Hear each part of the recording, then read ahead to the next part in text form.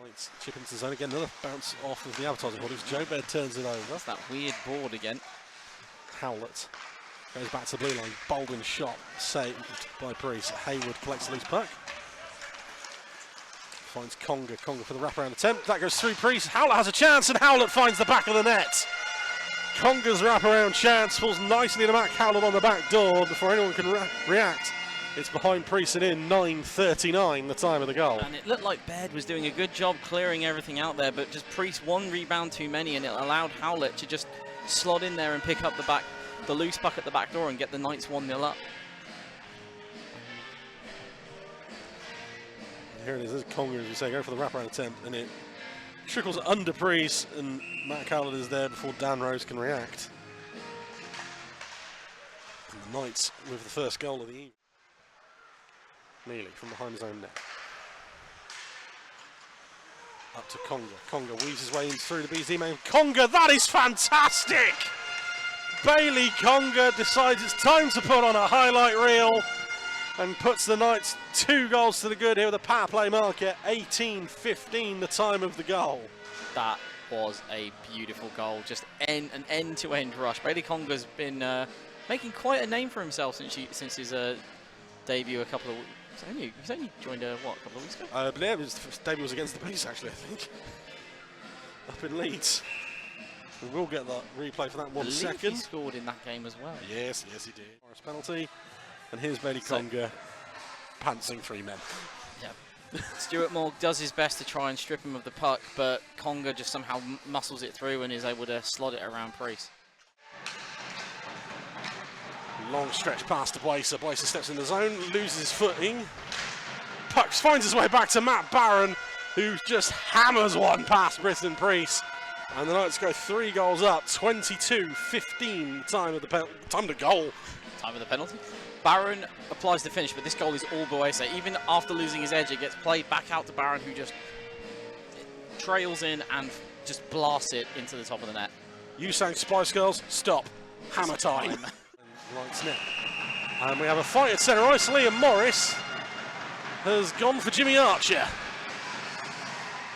And looked like Archer didn't want anything of it, but now he's getting the punches back in.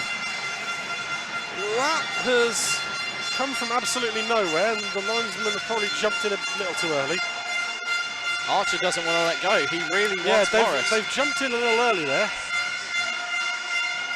25-17 is the time of the penalties. We know it's going to be 5 each for fighting, but we'll wait and see if there are any more coming from it. Be interesting to see what sparked that. Nax up ice to Ross Bottom. Chips into the zone. Smith able to get it away from Dylan Hare. Smith cross-ice pass. That takes a wicked deflection off Dylan Hare. And Josh Smith has scored from the goal line. And the Bees get something from nothing. 27-12. Something from nothing. I expected that to take a deflection in front, but not from Hare. This isn't even going to be on camera.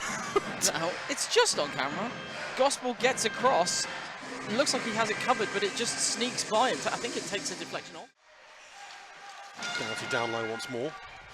Cycles around to balance. Back to Doughty. Backdoor Mogg. Chance. Stuart Mogg! Finally, the dam bursts on the power play.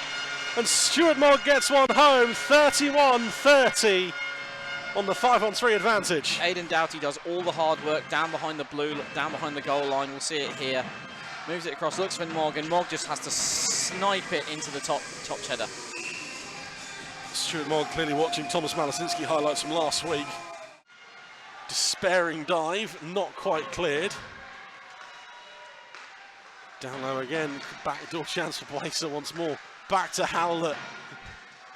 Howlett goes backdoor, and that is as easy as you like. You can see it coming from a mile away, and Bailey Conga gets his second of the night. 34-10 on the power play for the Knights. The Bees really struggling there with just how fast that puck was being moved around. They could not get a stick in there to interrupt the play, and there we go, just across. Bees with it, Ross bottom. Final 2 minutes in the third period. Mitchell from blue line, that shot is blocked. Knights with a breakaway chance here. It's Bailey Conga, and it's a Conga line as it's a hat-trick for Bailey Conga. 58-13, and we don't need to worry about pulling Britton Priest now. Game over. Game over. Knights do something that they're very, very good at this year. Force a turnover. Bailey Conga gets the breakaway, just has to pick his spot and puts it into the top corner.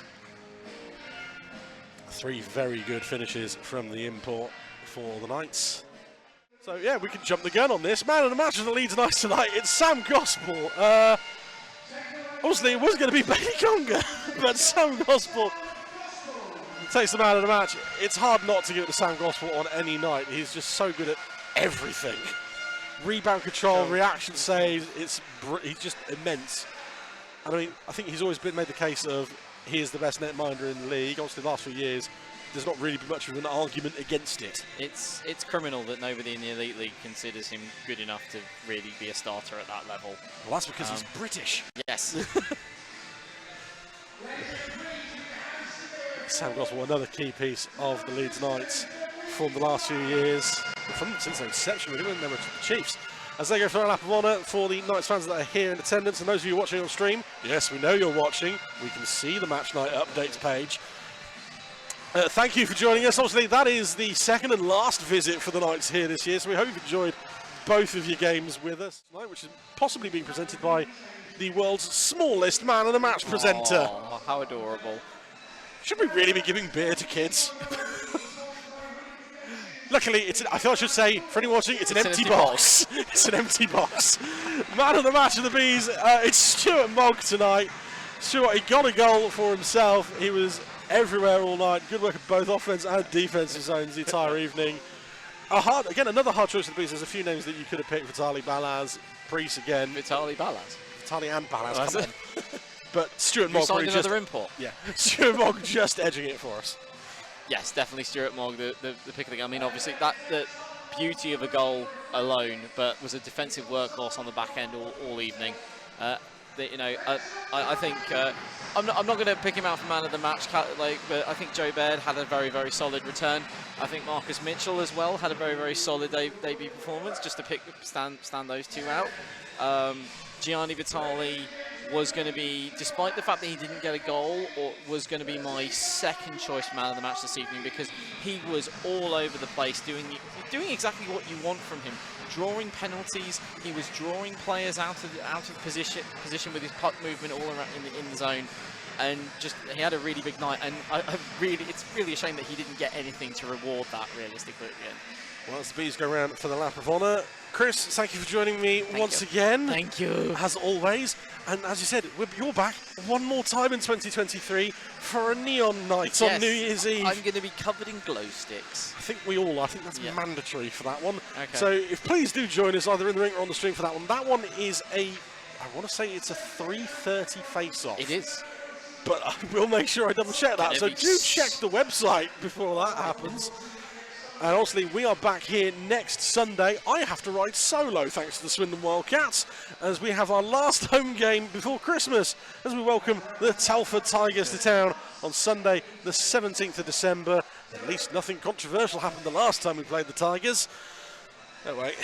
Oh, well. We're back here next Sunday, 5 o'clock. From producer Nick, from Chris and myself, to all of you for joining us, thank you and good night.